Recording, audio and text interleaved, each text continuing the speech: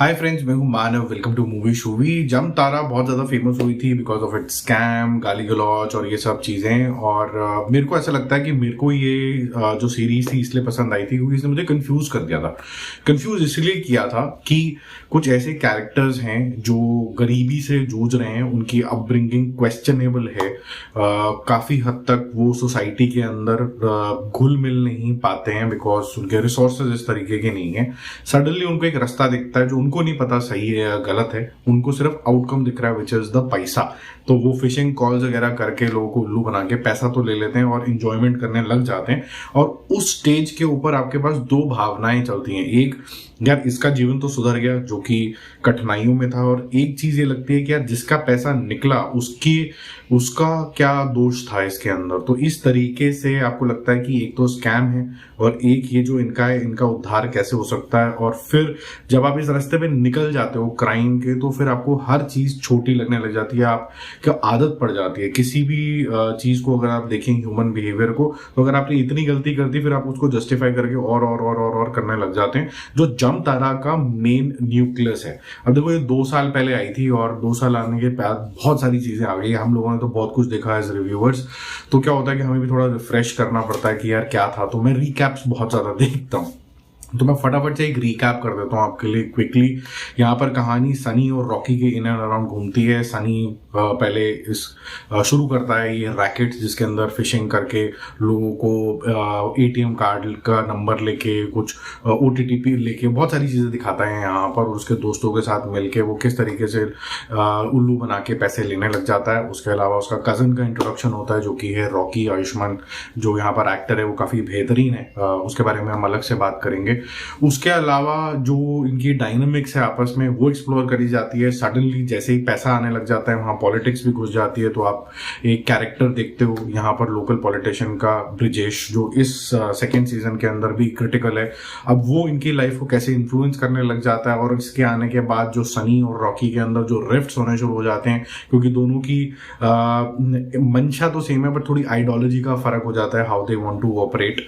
And Sunny का aggression और Rocky का जो पॉलिटिकल झुकाव, और एट द सेम टाइम दोनों का एक दूसरे का अनसेड लगाव, ये सब कुछ आपको लेयर्ड तरीके से यहाँ पर दिखता है। उसके अलावा भी बहुत सारे कैरेक्टर है, जैसे बिस्वा इंस्पेक्टर का कैरेक्टर है, और साथ ही साथ में आपको और भी कैरेक्टर्स दिखेंगे जैसे सनी और उसका कोचिंग सेंटर में जो मैडम है, जो इस तरीके से उसको यूज करते हैं ताकि उसको ब्लैक मनी को वो वाइट कर पाए। तो जो ये सारे जितने भी कैरेक्टर्स हैं आपको बढ़िया लगने लग जाते हैं।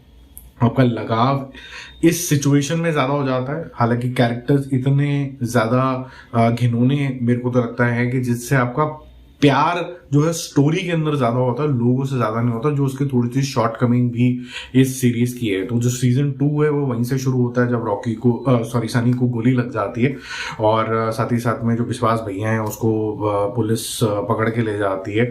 और क्या कुछ होता है उसके बाद ये आपको दिखाई जाती है कहानी। यहाँ पर मोस्टली जितना भी आपका गाँव यहाँ पर जो दिखाया गया है वो फिशिंग ही करता जा रहा है under the guidance of, so to say, Rocky भैया। यहाँ पर भी रॉकी भैया है।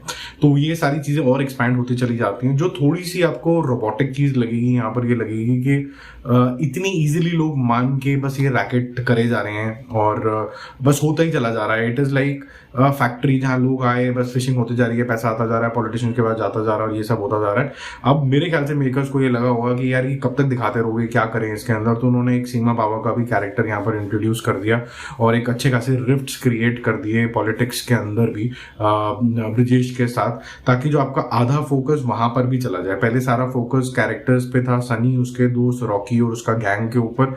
अब आपका फोकस जो है वो पॉलिटिशियंस और उसकी लाइफ के ऊपर भी चला गया, जो मुझे लगता है कि ऑर्गेनिक तो है। क्योंकि अगर आप कोई ऐसी जगह पे जहां देखते हैं जहां पैसा आना शुरू हो जाता है तो वहां पॉलिटिशियंस घुस ही जाते हैं, वहां वो छोड़ेंगे तो है नहीं।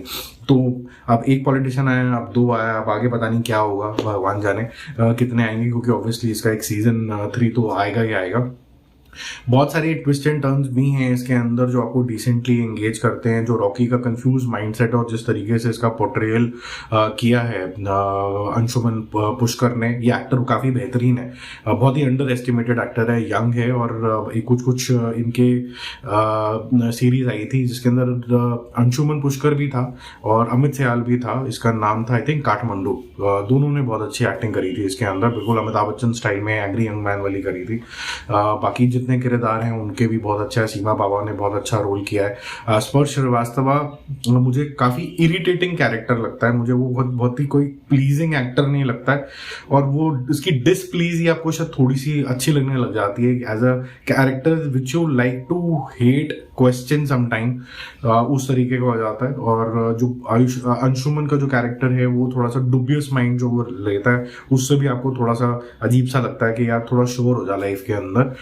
बाकी ग्रे शेड्स के कैरेक्टर हर तरफ यहाँ पर भरे हुए हैं। आपको हर बंदे के अंदर कोई ना कोई कमी नजर आएगी, चाहे वो मैं तो बोलूँगा सनी का फादर ही क्यों ना, वो क्यों कर रहा है ऐसा, बिल्कुल इमोशनल रीजन उसके पीछे भी नहीं होते हैं। बाकी ट्विस्ट एंड टर्न बहुत सारे आते रहते हैं यहाँ पर। कुछ कैरेक्टर्स हैं जो नए इंट्रोड्यूस हुए हैं, तो इसी टोन के अंदर ये आगे चलता रहता है। ये थोड़ा सा और ज़्यादा पॉलिटिकल होता चला जा रहा है। मैं ये चाहूँगा कि कुछ एक ऐसी राइटिंग हो जिससे जो स्कैम है वो थोड़ा ज़्यादा उसकी जो इंटेंसिटी, वो लोग क्यों कर रहे हैं, जो ह्यूमन बिहेवियर है वो ज़्यादा आए सीजन 3 के अंदर।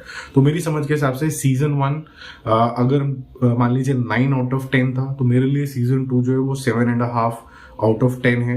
लेकिन ये फिर भी अच्छा है, इंगेजिंग है, क्योंकि स्टोरी में बहुत चीजें होती चली जा रही हैं, बहुत से कैरेक्टर्स हैं, कुछ ना कुछ होता ही चला जा रहा है। तो वो जो चीज है वो आपको थोड़ा सा ग्रिपिंग यहाँ पर लगती है, जिसकी वजह से आप इसको देखते ही चले जाते हो। आपको लगता है ये 8 एपिसोड लगभग 30-35 मिनट के आसपास है, मेरे को देखना है। तो बाकी हम और भी रिव्यूज के साथ आपके साथ जल्दी मिलेंगे। अगर आप चैनल के ऊपर नए हैं तो फटाफट से सब्सक्राइब कर लीजिए। Bye bye.